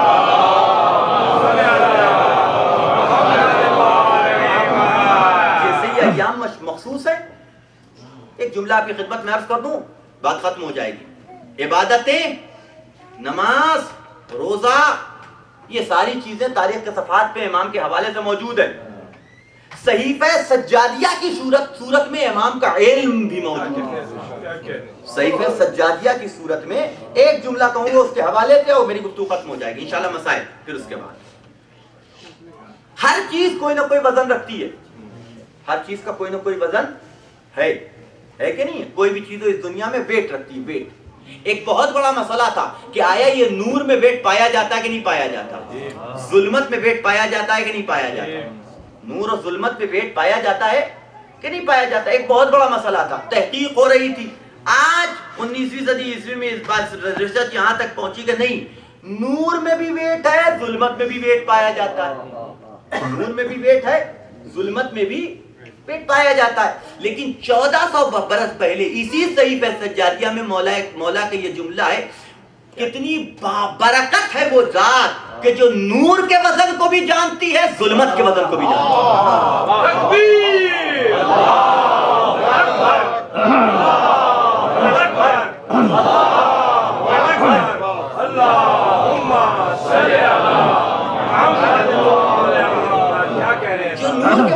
جانتی ہے، ظلمت کے وزن کو بھی جانتی ہے۔ یہ مولا امام سجاد کا یہ جملہ صحیفہ سجادیہ میں باقاعدہ طور کے اوپر رقم ہے اس حوالے سے۔ آپ غور کیجئے گا کہ 1400 سال پہلے سے لے کے آج تک یہ تحقیق ہوئی ہے کہ نہیں ہے، لیکن امام نے آواز دی نہیں، وزن رکھتا ہے۔ لیکن سوال کرنے والا کوئی سوال تو کرے. علم بلا وجہ نہیں بانٹا جاتا, یہ ایک اصول ہے. اور جس کے اندر علم حاصل کرنے کی صلاحیت یا خواہش اور تمنا ہو اصولاً علم اسی کو دینا چاہیے. سلمان کہتے ہیں مولا کائنات کی خدمت میں آ کے, مولا جو کچھ آپ سے لیا ہے علم کے حوالے سے وہ میرے سینے میں ہے, میرا سینہ تنگی کر رہا ہے, قریب ہے کہ پھٹ جائے, لیکن کوئی اہل نہیں ملتا کہ آپ کا دیا ہوا علم میں اس کے حوالے کر سکوں. مولا کائنات آواز دیتے ہیں, سلمان جب تمہارا سینہ تنگی کرنے لگے جنگل میں چلے جانا, کسی گڑھے میں منہ ڈال کے جو کچھ مجھ سے لیا ہے زمین کے حوالے کر دینا. زمین اس کی اہل ہے کہ میرے علم کو اپنے سینے میں دفن کر لے, لیکن میرا علم کبھی کسی نااہل کے حوالے مت کرنا. میرا علم کبھی کسی نااہل کے حوالے نہیں کرنا. یہ مولا کائنات جس سلمان کے مرثیے کا جواب دیا ہے مولا کہ میرا علم کبھی کسی نااہل کے حوالے نہ کرنا. جب ظرف علم سوال کرنے والے, جانتے ہیں آپ سوال نہ کرنے کی بھی وجہ ہوتی ہیں, سوال کرنے والے بھی کئی کیٹیگری کے ہوتے ہیں. اس کو ہم لوگ جھیلتے ہیں, سوال کرنے والے کئی کیٹیگری کے ہوتے ہیں. کچھ سوال کرنے والے ہوتے ہیں واقعا سیکھنے کے لیے آتے ہیں, ان کو معلوم نہیں ہوتا, پوچھنے کے لیے آئے. ایک کیٹیگری بھی ہے, یہ سب سے اچھی کیٹیگری, ہمیں نہیں معلوم, پوچھنے کے لیے آگے کہ بھئی اس مسئلے کا حل کیا ہے, اس سوال کا جواب کیا ہے, پوچھنے کے لیے آگے. دوسری کیٹیگری پوچھنے کے لیے نہیں آتی, بلکہ یہ بتانے کے لیے آتی ہم بھی کچھ جانتے ہیں, ان کے پوچھنے کا مقصد ہی یہی ہوتا ہے. اور وہ ڈھونڈ کے سوال بھی ایسے لے کر کے آتے ہیں کہ کہیں سے کھود کے نہ جانے کہاں سے, کہ اب وہ ایسے سوال کریں گے. یہ مقصد نہیں ہوتا کہ پوچھنے علم حاصل کرنا, نہ یہ بھی مقصد نہیں ہوتا کہ سامنے والے کا علم میں اضافہ کر دیں, نہ یہ بھی مقصد نہیں. مقصد صرف اتنا ہوتا ہے کہ اس کے اوپر یہ دھونس جمائی جا سکے کہ ہمیں بھی کچھ آتا ہے, ہم بھی جاہل نہیں. تیسری کیٹیگری یہ ہوتی ہے, یہ تو 2 کیٹیگری ہوئی. تیسری کیٹیگری نہ علم حاصل کرنا ہوتا ہے نہ اپنے علم کو بتانا ہوتا ہے, بلکہ ان کا مقصد ہوتا ہے سامنے والے کی ٹانگ پکڑ کے کھینچنا. قسم خدا کی تاریخ کے حوالے سے عرض کر رہا ہوں, مولا کائنات سے نہ علم حاصل کرنے کے لیے پوچھا گیا, نہ کسی نے علم کے حوالے سے مولا کائنات کے حوالے سے اور اپنے علم کی دھونس جمانے کی کوشش. ان کے اوپر کون دھونس جما سکتا, سب کو اپنی اوقات پتہ تھی. ٹھیک ہے. تیسرا مقصد علم جو سوالات ہوئے صرف ایک مقصد تھا, کسی صورت سے ان کی معذاللہ ان کی فضیلتوں کو کم کیا جا سکے, بس یہ ایک مقصد تھا. جتنے سوالات, بھیڑ شیپ پکڑ کے لے کے آ گئے, مولا بتائیے اس میں بال کتنے, بھیا اگر پتہ بھی چل جائے گا تو کیا کر لو گے, اس کا علم سے کیا تعلق, آپ بتائیے. یہ سوال ہے, اگر معلوم ہو جائے گا کہ اس کے اندر کتنے بال ہیں تو اس کا علم سے کیا تعلق, کیا فائدہ ہے, کچھ فائدہ حاصل ہونے والا ہے. علم وہ ہوتا ہے کہ جو انسان کو فائدہ پہنچائے, وہ کہ جس کا کوئی فائدہ ہو نہ ہو اسے علم نہیں کہتے. میں یہ کہوں یہ روشنائی, یہ بلب جل رہا ہے, یہ بھی تو ایک علم ہے, لیکن اس کو علم نہیں کہیں گے. علماء کہتے ہیں یہ علم نہیں ہے. کیوں؟ اس سے کوئی فائدہ نہیں ہوا, اس سے سبھی کو پتہ چل رہا ہے, تو فائدہ جو چیز نہ دے وہ علم نہیں ہوا کرتی, جو چیز فائدہ پہنچائے اسے علم کہتے ہیں. اور فرمانے آپ کیا کرو, تو جو چیز فائدہ, آپ تھوڑا سا وقت لگ جائے تو جسے کہہ لیجئے کہ ایک صلوات پڑھتے محمد والے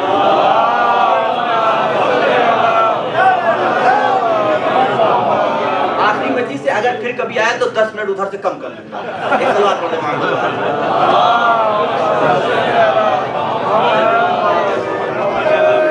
فرمایا, جس سے انسان کی وکیبلری میں, جس سے انسان کے ذہن میں اضافہ ہو سکے اسے علم کہا جاتا ہے. سوال کر رہے ہیں اس میں بال کتنے ہیں, آپ شیٹ میں آپ تصور کیجئے اس سوال کا مقصد کیا ہے, آپ کیا کہتے ہیں, اس سوال کا مقصد کیا ہے. اس سوال کا مقصد علم حاصل کرنا نہیں ہے, اپنے علم کی دھونس جمانا نہیں ہے, بس ایک مقصد ہے. اس کے بال کا مقصد کون بتا سکے گا, شیٹ میں بال کتنے ہیں. مولا کائنات نے جملہ کا, خدا کی قسم اگر اس کا گننا تیرے بس میں ہوتا تو بتا دیتا. یہ بھی تیرے بس, اگر بتا بھی دے تو بس سے باہر ہے, کیسے گنے گا, کیسے دعوے کی دلیل کیسے ملے گی, کتنے ہے واقعا کیسے پتا چلے گا. یہ تو امکان کے باہر بات ہے نا, کہ اگر تیرے امکان میں ہوتا کہ تو شمار کر سکے تو بتا دیتا. پر اتنا سمجھ لے, جتنے اس کے بال ہیں اتنے اللہ نے فرشتے پیدا کیے, وہ سارے فرشتے مل کر تجھ پہ تیری تیری اولاد پہ تیرے خاندان پہ لعنت بھیجا۔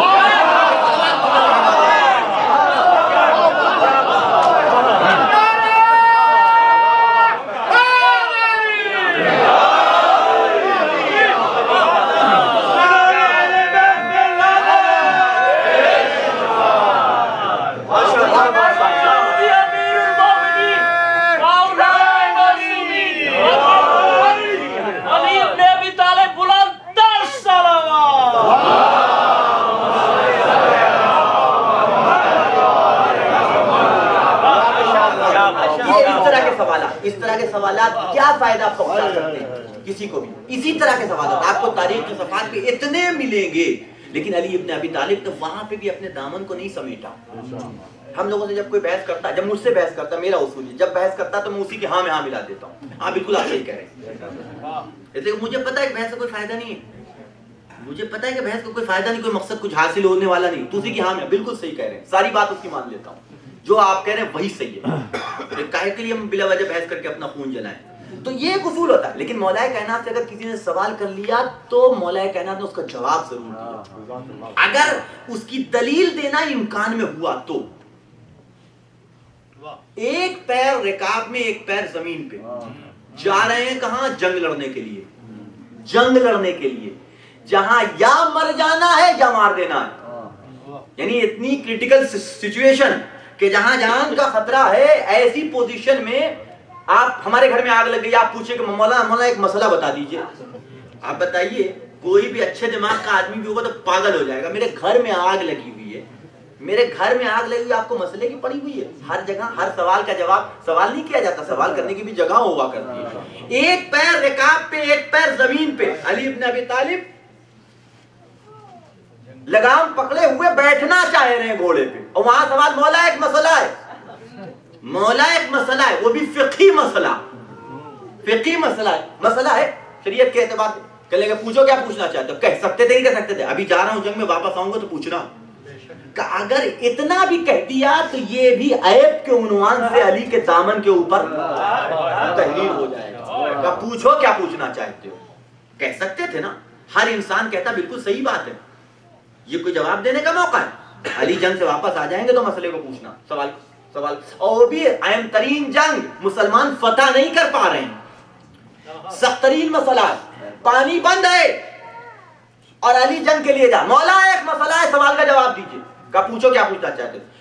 اب آپ دیکھیے ذہنیت، دیکھیے آپ ذہنیت دیکھیے، آج کے زمانے میں اس کا پریکٹیکل ہو رہا ہے، ذہنی اعتبار سے پریکٹیکل انہوں نے اسی وقت کر لیا، آج کے زمانے میں اس کا پریکٹیکل ہو رہا ہے۔ ابھی میں کہوں گا تو آپ کی سمجھ میں آ جائے گا کہ مولا ایک جانور ہے جو کتے اور بکری کے کراس سے پیدا ہوا ہے، کتے اور بکری کے کراس سے پیدا ہوا ہے، نتیجہ یہ کتا ہے پاک جانور، بکری ہے پاک جانور، کتا ہے نجس۔ اب یہ جو جانور پیدا ہو گیا، اب بتائیے اسے پاک مانا جائے کہ نجس مانا جائے؟ کتا ہے پاک نجس اور بکری ہے پاک، کراس سے پیدا ہو گیا ایک جانور، ایک عجیب مخلوق۔ آپ غور کیجئے کون سا ایسا ٹیپیکل مسئلہ تھا، اس حوالے سے کون ایسا امپورٹنٹ مسئلہ تھا کہ جس کا جواب ملنا ضروری تھا، کہ اس کے بغیر کام نہیں چل سکتا تھا، لیکن علی لوگ تاڑے رہتے تھے اس عنوان سے کہ ایسی سچویشن میں سوال کرو کہ جہاں جو سچویشن سوال کرنے کی بنتی نہیں ہے، ایسی سچویشن میں مولا ایک جانور پیدا ہو گیا، کیا کیا جائے؟ اسے کتا مانا جائے کہ بلی مانا جائے؟ اگر بکری مانا جائے، کتا ہے تو بھی نجس ہے، بکری ہے تو پاک ہے، کرے تو کیا کرے؟ کہا کہ اتنا ہی سمجھ لائے، کہاں کہ اس کو بہت آسان سے حل بتا دیتا ہوں کہ اسے ذرا سا دوڑا دو، اتنا دوڑا دو کہ تھک جائے، تھکنے کے بعد دیکھو یہ ہانپتا کیسے، زبان نکال کے ہانپتا ہے یا بغیر زبان نکالے؟ زبان نکال کے ہانپتا ہے یا بغیر زبان نکالے؟ اگر زبان نکال کے ہانپے سمجھ لینا کتے کے حکم میں نجس، نہیں چھو سکتے اس کو، اور اگر نہیں نکالتا، زبان نہیں نکالتا، ہانپتے وقت پاک ہے۔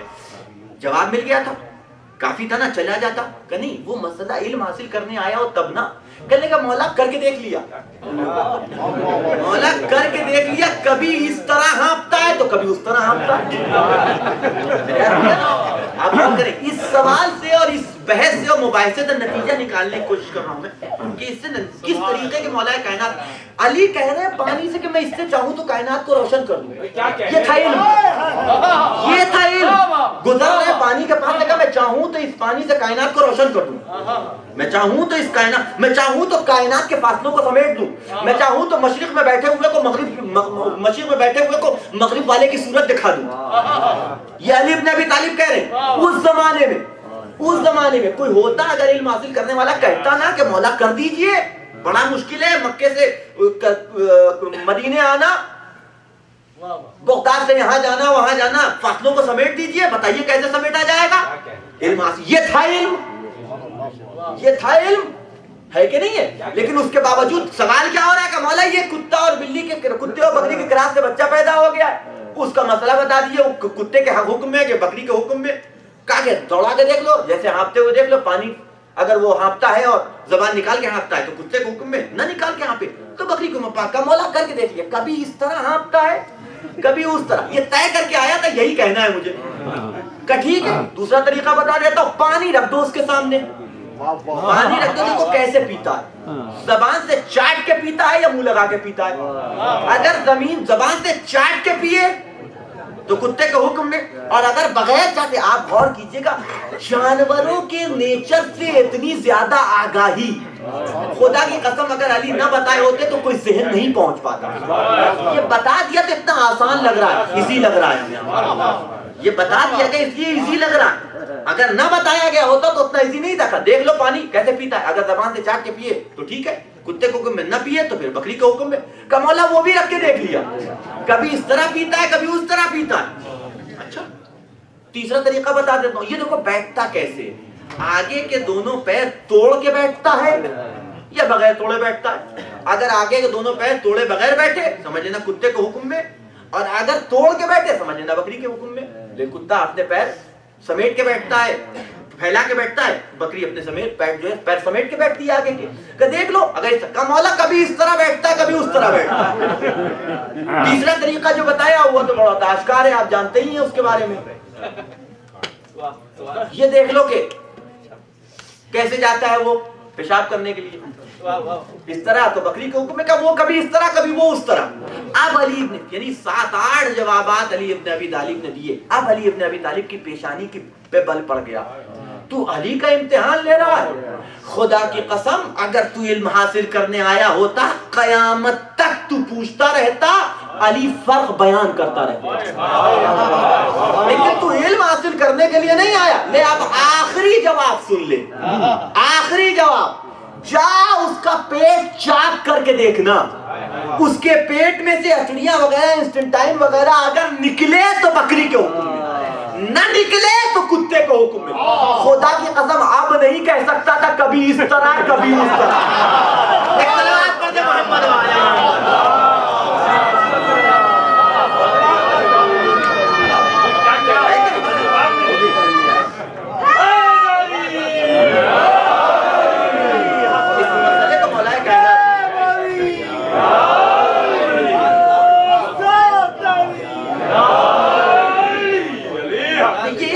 کے لیے ہے, یہ علم دینے کو تیار ہے.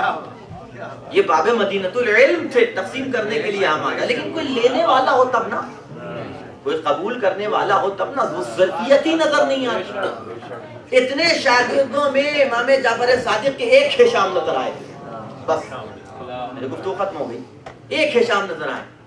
اتنا بڑا مدرسہ 4000 شاگرد کہ جہاں کسب کرنے والے امام کی بارگاہ میں بیٹھ کے, لیکن اہل کچھ ہی نظر آئے کہ جنہوں نے اپنا سمندر علم سے مولا نے اپنے چند قطرے چند چھینٹے ان کے اوپر, تو وہ تاریخ کے صفحات کی رونق بن کے ہمارے سامنے آئے.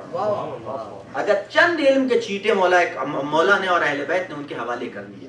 یہ علم تقسیم کرنے والے, یہ تو آپ جانتے ہیں کہ جہالتوں کو ہمیشہ سے علم سے قد رہی ہے, دشمنی رہی ہے, اور یہ کبھی برداشت نہیں کر سکی. یہ نورانی شمعیں تھیں کہ جو روشن ہو کے کائنات کو منور کرنا چاہتی تھی, لیکن یہ اندھیروں کے پجاری انہیں نور پسند آتا تو کیسے آتا. یہ چاہتے تھے کسی صورت سے ان شمعوں کو بجھا دیا جائے. بس میری گفتگو ختم ہو گئی. یہ مصائب جوڑ جسے کہہ ربط مصائب کے عنوان سے یہ شمع اور پروانے کا تصور ہر شاعر نے نظم کیا ہے. ہر شاعر نے شمع اور پروانے کا، کوئی اگر شاعر ہے تو اس نے پروانے اور شمع کا تذکرہ ضرور کیا ہے. اور جس شاعر نے بھی شمع اور پروانے کا تذکرہ کیا وہ یہ جملہ ضرور کہتا ہے کہ پروانہ شمع کا عاشق ہوتا ہے. ہر شاعر اس بات کو نظم کرتا ہے کہ پروانہ شمع کا عاشق، جب شمع جل جاتی ہے تو پروانہ آ کے اپنے آپ کو اس کے اوپر نچھاور کرتا ہے، نثار کرتا ہے. لیکن ایک آرٹیکل لکھنے والے نے الٹی بات لکھی، کہ یہ لوگ غلط کہتے ہیں کہ پروانہ شمع کا عاشق ہوتا ہے. غلط کہتے ہیں، وہ حقیقتاً شمع اور نور کا عاشق نہیں ہوتا بلکہ اندھیروں کا عاشق ہوتا ہے. اندھیروں کا، جب شمع روشن ہو جاتی ہے تو اس کا محبوب یعنی اندھیرا، ظلمت دور ہو جاتی ہے. لہذا وہ اپنے آپ کو شمع پہ اس لیے گراتا ہے کہ کسی صورت سے شمع گل ہو جائے تاکہ میرا محبوب اندھیرا واپس آ جائے. اب یہ صحیح ہو کہ غلط تو مجھے اس سے بحث نہیں ہے، لیکن یہ بات دور محمدی کے مسلمانوں پہ بہرحال صادق آتی ہے. اہل بیت کی علمی اور نورانی شمع روشن تھی، یہ اجالا لینے کے بعد بجائے اسے گل کر دینا چاہتے، خاموش کر دینا چاہتے. اور جب کسی اعتبار سے بس نہ چلا تو انہوں نے انہیں تحقیق کرنا شروع کر دیا. لیکن یہ بھول گئے کہ چھری کی دھار سے کٹتی نہیں چراغ کے لو. تحقیق کیا جانے لگا، ان کے سر و تن میں جدائی ڈال دو، انہیں قتل کر دو، انہیں شہید کر دو. ایک کے بعد ایک امام معصوم ہمارا مظلومیت کی شہادت کہ جس طریقے سے ایک بہادر مرنا چاہتا ہے اور قبول کرنا چاہتا ہے. کوئی ایسا ہو کہ جو میرے مقابلے میں آئے، لیکن کسی کو زہر دیا جا رہا ہے تو کسی کو گھیر کر کے قتل کیا جا رہا ہے، کسی کے سر پہ عالم سجدہ میں ضربت لگائی جا رہی ہے. یہ بھی اہل بیت کی مظلومیت کی ایک کڑی ہے. چوتھا امام تاریخ کے صفحات پہ ہے. بھائی اس کی دو چار جملے اس حوالے سے اور میری گفتگو ختم ہو گئی کہ واقعات کربلا کے بعد جب واقعہ حرہ ہوا ہے تو تاریخ میں لکھا ہے کہ ایک ملعون کہ جو کربلا سے لے کر کے شام و کوفہ تک ہر ظلم میں شریک تھا اور سبب تھا اس کا، جب فوجیں آئی ہیں مدینے کو برباد کرنے کے لیے، پڑاؤ ڈالا مدینے کے باہر فوجوں نے، اور ادھر وہ شخص آیا اپنے ساتھ اپنے گھر کی عورتوں، بیویوں اور بچوں کے لے کے امام کے دروازے پہ دفتر بار کیا. مولا گھر سے باہر نکلے، بول کیا کہنا چاہتا ہے؟ کہا مولا ایک گزارش ہے. کہا وہ کیا؟ کہا ہم یہ چاہتے ہیں کہ یزیدی فوجیں آ چکی ہیں، مدینے کے باہر پڑاؤ ڈال چکی ہیں، ابھی یہ مدینے میں داخل ہوں گی، اور جب یہ مدینے میں داخل ہوں گی تو اپنا اور پرایا نہیں پہچانے گی. مولا میں یہ چاہتا ہوں کہ آپ ہم پہ لطف کریں، ہمارے گھر کی عورتوں کو اپنے گھر میں پناہ دے دیں. کیوں؟ اس لیے کہ جب یہ داخل ہوں گی تو ہر ایک گھر کو برباد کیا جائے گا، عورتوں کی بے حرمتی کی جائے گی، لوگوں کو قتل کیا جائے گا. مجھے قتل ہونا گوارا ہے، لیکن میں اپنی نگاہوں کے سامنے اپنے اہل حرم کو ذلیل ہوتے ہوئے اور برباد ہوتے ہوئے آپ تصور کیجئے امام کے دل پہ کیا بیتی ہوگی. اجازت دے دی، گھر میں تو لے کے آ گئے، لیکن جب زینب و ام کلثوم کو پتہ چلا ہوگا، گھر کے اہل خانہ کو خبر ہوئی ہوگی، سوچئے ان کے دل میں کیا اثر ہوا ہوگا کہ ہائے کربلا سے لے کر کے شام و کوفہ کے بازار تک بے مقنا چادر ہمیں پھرایا گیا. کوئی تازیانے لگا رہا تھا، کوئی تماچے مار رہا تھا، ندا دی جا رہی تھی شام کے بازار میں، ہاذی سبایا من بنات رسول اللہ. یہ تماشا دیکھنے والوں آؤ تماشا دیکھو، دیکھو یہ رسول کی بہو بیٹیاں ہیں کہ جنہیں ہم قیدی کر بنا کے لائے. اللہ اکبر. جزاکم ربکم. خداوند عالم آپ کو کسی غم میں نہ رلائے سوائے غم سید الشہداء. وہ مظلوم امام کہ جس کا ماتم کرنے کے لیے آپ اکٹھا ہوئے، کوئی رونے والا نہ تھا، کوئی گریہ کرنے والا نہ تھا. تاریخ نے یہ بھی لکھا ہے، دو تاریخیں ہماری نگاہوں کے سامنے ہیں کہ جب امام اس دنیا سے چلے گئے اور امام کا لاشا اٹھا ہے اور امام کی لاش کو اٹھا کر کے قبر میں تک پہنچانے کے لیے اور دفن و کفن کا انتظام کیا گیا، تو امام کے جنازے میں بڑا مجمع تھا، کافی افراد امام کے جنازے میں شرکت کرنے والے تھے۔ آپ تصور کیجئے کہ جب امام کا جنازہ چلا ہوگا، روح جنازے کے ہمراہ چلتی ہے، نگاہ اٹھی ہوگی اور اتنا کثیر مجمع اپنے جنازے پہ امام نے دیکھا ہوگا، عجب نہیں کہ کربلا کا رخ کر کے آواز دی، اے بابا مجھے معاف۔ بیٹے کے جنازے میں شرکت کرنے والے اتنے افراد، لیکن ہائے بابا کا جنازہ بے گور و کفن کربلا کی جلتی ہوئی زمین پہ پڑا رہا۔ آپ سوچئے کہ ایک جوان بیٹے کے لیے اس سے بڑی مصیبت اور کیا ہو سکتی ہے کہ وہ موجود رہے اور اس کے بابا کا جنازہ 40 روز تک بے گور و کفن پڑا رہے۔ حسین جب کربلا کے میدان میں آئے تھے تو تاریخ نے لکھا ہے کہ امام کو بڑی فکر تھی اپنے لاشوں کی تدفین کی۔ بنی اسد کے بچوں کو اور بنی اسد والوں کو بلا کے امام نے یہی سفارش کی تھی، اے بنی اسد والوں، یہ زمین ہم تم سے خرید تو رہے ہیں لیکن پھر تمہاری ہو جائے گی، اس پہ کھیتی باڑی کرنا، لیکن سنو جب یزیدی فوج ہمیں قتل کر کے چلی جائے تو آ جانا، اپنے ہاتھوں سے ہمارے لاشوں کو دفن کر دینا۔ مخاطب ہوئے بنی اسد کی عورتوں کی طرف، اے بنی اسد کی عورتوں، ہو سکتا ہے کہ تمہارے مرد آنے میں کسی طرح کی تساہلی برتیں، انہیں خوف داری ہو تو تم اپنے مردوں کو ذرا سا احساس دلانا کہ وہ آئیں اور آ کے ہمارے لاشوں کو دفن کر دیں۔ پھر بھی امام کو سکون نہ ہوا، مخاطب ہوئے بنی اسد کے چھوٹے چھوٹے بچوں کی طرف، اے بنی اسد کے بچوں، ہو سکتا ہے کہ تمہارے ماں باپ کو آنے کے حوالے سے کوئی عذر پیش آ جائے، تم کھیلتے ہوئے چلے آنا، کربلا کی سرزمین پر تم کھیلتے ہوئے چلے آنا، ایک ایک مشت خاک اٹھا کے ہمارے بے گور و کفن لاشوں پہ ڈال دینا تاکہ ہمارا عریاں بدن کربلا کی خاک پہ پوشیدہ ہو۔ اللہ اتنی فکر تھی امام کو اپنی تدفین کی۔ بعد کربلا شمر نے حکم دیا کہ جتنے کشتے ہیں ان سب کے سب کو دفن کیا جائے۔ سارے کشتے الگ کیے جا رہے ہیں، اٹھا کے انہیں دفن کیا جا رہا تھا، سوائے اہل بیت کے گھرانے، سب کا لاشا کربلا کی جلتی ہوئی زمین پہ پڑا۔ 11 محرم کی صبح نمودار ہوئی، یہ قافلہ چلا تو شمر نے وہ ظلم کیا کہ بیویوں کے ناپوں کو لاشوں کے درمیان سے گزار دیا۔ جس دن بیوی کی اپنے اپنے وارثوں کے لاشے پہ نگاہ پڑی، بیویوں نے اپنے آپ کو زمین پہ گرا دیا۔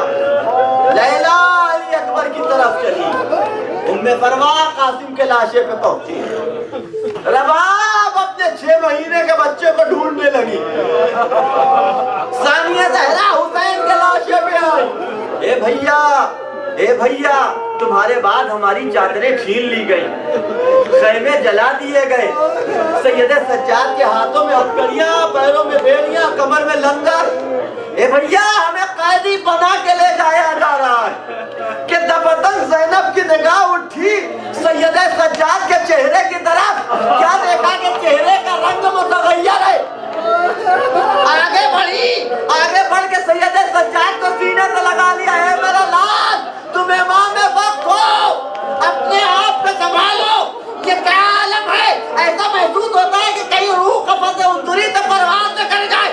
آواز کی ایک بوبی اماں آپ نے انصاف نہ کیا، جس کا جوان بیٹا موجود ہو اس کے بابا کا لاشا بے گور و کفن۔ صبر کروں تو کیسے کروں، عزیزان گرامی، کربلا سے یہ قافلہ چلا، شام و کوفہ کے بازار میں لایا گیا۔ عالم یہ ہے کہ قافلوں اونٹوں کے ساتھ ساتھ نیزوں پہ شہداء کے ساتھ منادی ندا دے رہا، حاضری سمایا من بنات رسول اللہ۔ یہ تماشا دیکھنے والوں دیکھو، تماشا دیکھو، یہ رسول کی بہو بیٹیاں ہیں کہ جنہیں ہم قید کر کے لائے، لاگے دربار کے باہر یہ قافلہ کھڑا کر دیا جاتا ہے کہ دفتن شمر آگے بڑھتا، آواز دیتا ہے زینب چلو تمہیں یزید کے دربار میں چلنا ہے۔ بیوی نے ہاتھوں کو جوڑ دیا ہے، شمر ہمیں دربار میں جانے سے انکار نہیں ہے، لیکن ذرا انصاف تو کر۔ ارے دربار میں ساتھ تو کرسی نشین مختلف ممالک سے آئے ہوئے افراد، ان کے درمیان میں ہمیں تو لے جانا چاہتا ہے، ہم جانے کو تیار ہیں، لیکن کم سے کم ایک چادریں دے دے کہ ہم اپنے سروں پہ ڈال کے چلے جائیں۔ سمرا آواز دیتا ہے نہیں زینب، تمہیں اسی طریقے سے یزید کے دربار میں جانا پڑے گا۔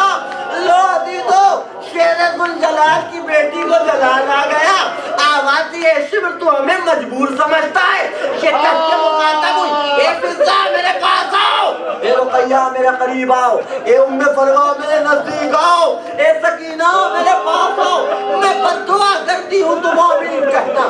یہ کہہ کے ہاتھوں کو بلند کیا، ابھی بددعا کے کلمات زبان پہ جاری بھی نہ ہوئے تھے کہ دفتن زنجیر کی جھنکار سنائی دی، پلٹ کے دیکھا تو بیمار امام ہاتھوں کو جوڑے ہوئے کھڑا تھا۔ اے بوبی اماں، بددعا کرنے سے پہلے ذرا بابا کے سر کی طرف دیکھ لیجیے۔ زینب مخاطب ہوئی، آنکھوں سے آنسو جاری، اے بھیا، ارے اس وقت گریے کا سبب، اے زینب، اسی طریقے سے یزید کے دربار میں چلی۔